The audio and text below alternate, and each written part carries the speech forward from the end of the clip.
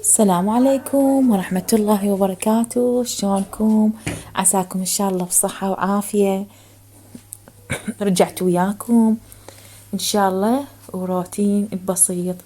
وقبل كل شيء أحب أصبح عليكم وبهاي النبتات الحلوة وهاي الورود، وأحلى صباح عندي من أشوف الخضار والورود.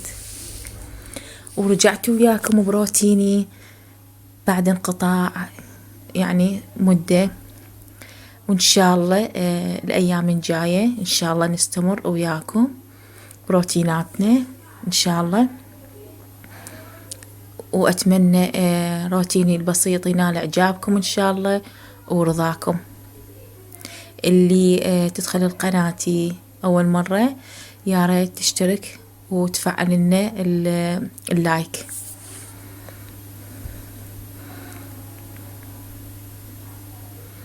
وقبل كل شيء هسه نحب إن ندردش وياكم. اليوم طبعا ما عندنا شيء غير روتينه، راح نسوي غدانا البسيط ونسولف شلون يقولون دردشة بيني وبينكم. بنات أتمنى تدعموني بقناتي من بعد يعني انقطاع صار هواي مدة. أتمنى تدعموني وأتمنى أعرف المحتوى اللي تحبونه شنو. أحب يعني أقدم لكم المحتوى اللي أنتوا تحبوه واللي أنتوا ترغبوه. يعني مو كله دائما مثلا الطبخ يصير ممل، فأحب أكمل يعني أسوي روتينات تنظيف ترتيب، شغلات يعني أنتوا تستفادون من عدها وأنا همينة أكسبكم صديقات إن شاء الله ومتابعات. أتمنى تدعموني وأتمنى تكبرون قناتي، بيكم إن شاء الله تكبر قناتي.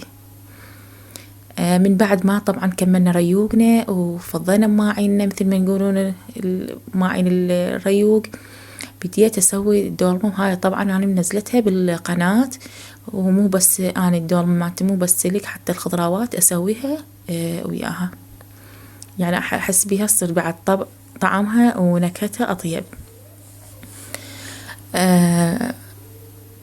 بعد ما يعني هسه طبعا أنا عندي باقلة مفرزتها، ذبيتها على النار حتى أستوها. إحنا من عشاق التمن والباقلة، أستوها وأسوي تمن باقلة. اليوم أسوي الغداء تمن باقلة ودجاج، وهاي الدولمة أسويها كمشتهاية، راح نسويها هيك يعني فد طبق خفيف نحطه بالسفرة، مشتهايتهم بالبيت.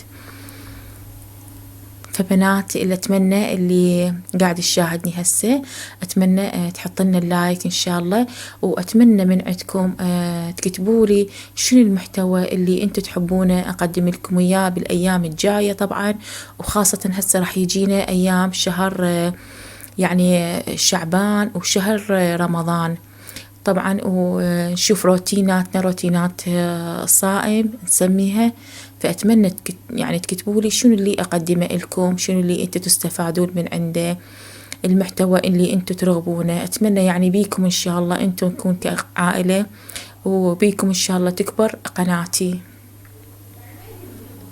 هاي من بعد ما كملت هاي الدولمة أني هسه هاي بقت الشغلات، بقى الحشو هذا شوية راح ألفه كله وأخليه على النار وأبدي أطبخ التمن والباقلة.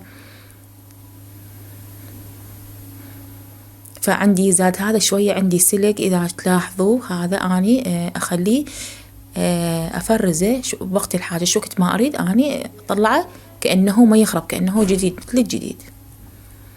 فأفرزه، وأكو يعني دورات أنا أشتري من برا يعني هو كامل وهم أرجع أفرزه بوقت الحاجة، يعني يكون عندي جاهز بالمجمدة. هذا كله هسه كملته. يعني اليوم احنا اعتبر روتيني اليوم شلون نقول روتين خفيف وبسيط يعني، وما يكلفنا ان شاء الله وقت. بنات أنا ما أحب أنقطع عليكم وعلى روتيناتي، بس يعني صار عندي ظروف أهلي عندهم ترميم فالتهيت. فإن شاء الله هاي الأيام الجاية إن شاء الله أرجع وأكمل مثل قبل، أرجع بروتيناتي اليومية. هذا هسه أخليه بالمجمدة. وطبعا هاي الدولمة من بعد ما يعني ربع ساعة مو هواي طبخناها وهذا شكلها.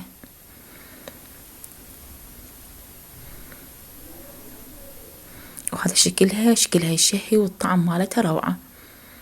واكو طبعا بهارات مالت دون ما احنا نخليها كلش يعطيها طعم كلش طيب. وهسه هاي من بعد ما كملناه طبعا وطبخنا التمن والباقيلا مالتنا والدجاج، وهسه بدأ غدانا جهز. احنا ب11 يكون غدانا جاهز. هسه وصلنا وياكم نهاية الفيديو، نقولكم لا تنسونا بالاشتراك واللايك. في امان الله وحفظه، مع الف سلامة ان شاء الله فيديوهات افضل.